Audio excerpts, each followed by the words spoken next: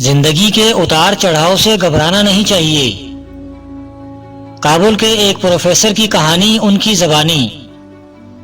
وہ کہتے ہیں کہ پڑھنے کے لیے میرے پاس اتنے پیسے نہیں تھے، اس لیے زمین فروخت کر کے پڑھا، فوراً سے پی ایچ ڈی کر لی، واپس کابل آیا، سوچ رہا تھا اتنا سارا پڑھ لیا ہے، اب تو صدر کے بعد سب سے بڑی کرسی مجھے ملے گی۔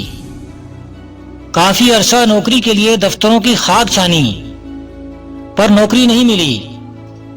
کچھ تو کرنا تھا، اس لیے ایک کار سروس اسٹیشن کھولا۔ رشتہ داروں نے خوب مذاق اڑایا، مگر میں اپنے آپ کو اور گھر والوں کو تسلی دیتا رہا کہ سب بہتر ہو جائے گا۔ سروس اسٹیشن بہت خستہ حال تھا، شیشوں کے بجائے پلاسٹک کا سہارا لیا۔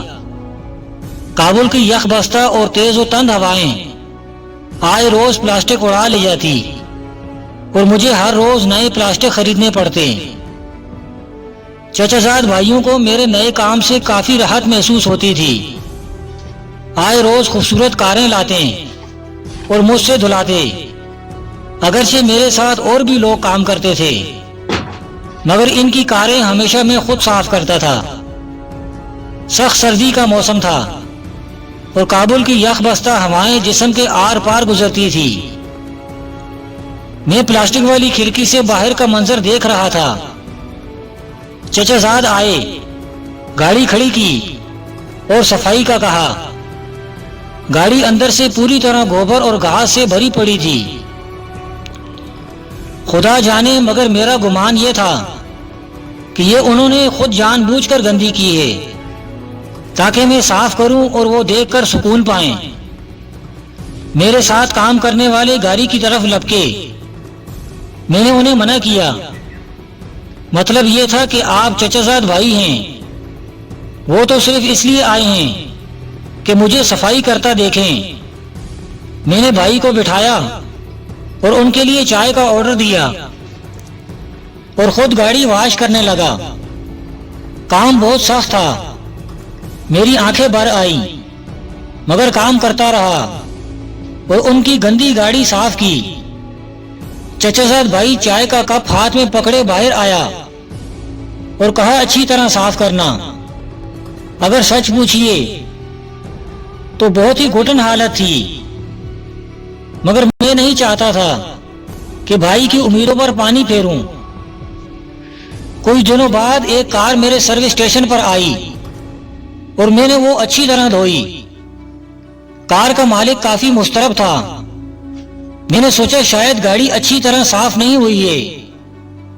میں نے پوچھا بھائی کیا بات ہے، آپ اتنے پریشان کیوں ہیں؟ انہوں نے کہا میں طالب علم ہوں اور میرا امتحان ہے۔ عجیب بات یہ تھی کہ وہ معاشیات کا طالب علم تھا اور دوسری طرف میں نے معاشیات میں پی ایچ ڈی کر رکھی تھی۔ میں نے پوچھا کس مضمون کا پرچہ ہے؟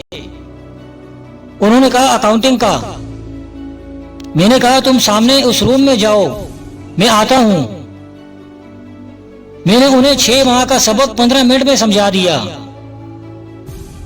کہا وہ گاڑی آپ نے دھوئی؟ میں نے کہا ہاں جی، زندگی ہے، کام تو کرنا ہے نا۔ میں نے انہیں اپنی پڑھائی کے بارے میں بتایا۔ وہ حیران تھا۔ اب وہ ضد کرنے لگا کہ آپ کو میرے ساتھ چلنا ہوگا۔ ہماری یونیورسٹی کے وی سی میرے دوست ہیں، میں ان سے بات کرتا ہوں، وہ آپ کو ضرور نوکری دیں گے۔ میں ان کے ساتھ چلنے لگا تو انہوں نے میرے حلیے کو دیکھا تو استفسار کیا اور کہا آپ کے پاس کوئی اور کپڑے نہیں ہیں؟ میں نے کہا نہیں، مجھے پتا ہے نوکری کسی نے نہیں دینی، یہ تو بس آپ ضد کر رہے ہیں، اس لیے تمہارے ساتھ جانے لگا ہوں۔ گیلے کپڑے زیب تن کیے ہوئے میں وی سی آفس کے ایک کونے میں کھڑا ہو گیا۔ آفس میں قیمتی فرنیچر رکھا ہوا تھا، مگر میرا دل نہیں کر رہا تھا کہ اس پر بیٹھوں۔ وی سی مجھے سمجھا کہ یہ مستری ہے۔ میں نے ایک کپڑا لیا، صوفے پر رکھا اور بیٹھ گیا۔ طالب علم نے میری کہانی انہیں سنائی۔ انہوں نے تمسخرانہ نظروں سے مجھے گھورا۔ جان چھڑانے کی خاطر انہوں نے کہا، تم ڈیمو کے لیے تیاری کرو، تمہیں کال کریں گے۔ میں نے کہا میں ابھی بھی ڈیمو کے لیے تیار ہوں۔ انہیں یہ میرا انداز اچھا نہیں لگا، مگر پھر بھی انہوں نے فون اٹھایا۔ سب ٹیچر کو اس کلاس روم میں بلاؤ، کہو ڈیمو ہے۔ انہوں نے مجھے ایک مارکر پکڑایا، میں نے 2 مارکر اور مانگے۔ کلاس پوری طرح بھری تھی۔ میں نے سلام کیا۔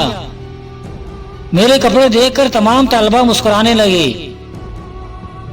حکم ہوا اب ڈیمو شروع کریں۔ میں نے کہا کس موضوع پر لیکچر دوں؟ کہا آپ کی مرضی ہے۔ میں نے معاشیات کے 10 موضوعات بورڈ پر لکھے۔ میری خوبصورت لکھائی بورڈ پر کافی بھلی دکھائی دے رہی تھی۔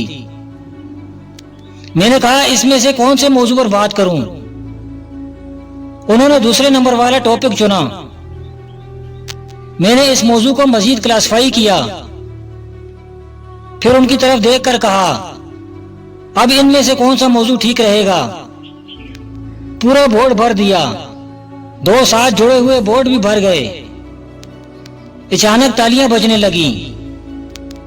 میں نے مڑ کر پیچھے دیکھا تو پوری کلاس کھڑی تھی اور تالیاں بجا رہی تھی، اور ان کے سامنے میں میلے کپڑوں میں کھڑا تھا۔ وی سی نے کہا ہاں بھائی بتاؤ کتنی تنخواہ لوگے؟ اور مجھے نوکری مل گئی۔ میں نے مشین کی طرح کام کیا۔ مجھے یونیورسٹی بیسٹ ٹیچر کے ایوارڈ کے ساتھ اچھی خاصی تنخواہ ملی۔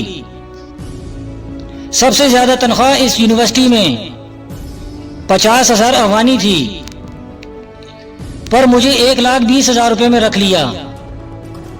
اس کے بعد امریکہ یونیورسٹی، فائنانس منسٹری، بین الاقوامی کانفرنسوں اور دنیا کی کئی یونیورسٹیوں میں کام کرنے کے مواقع ملے۔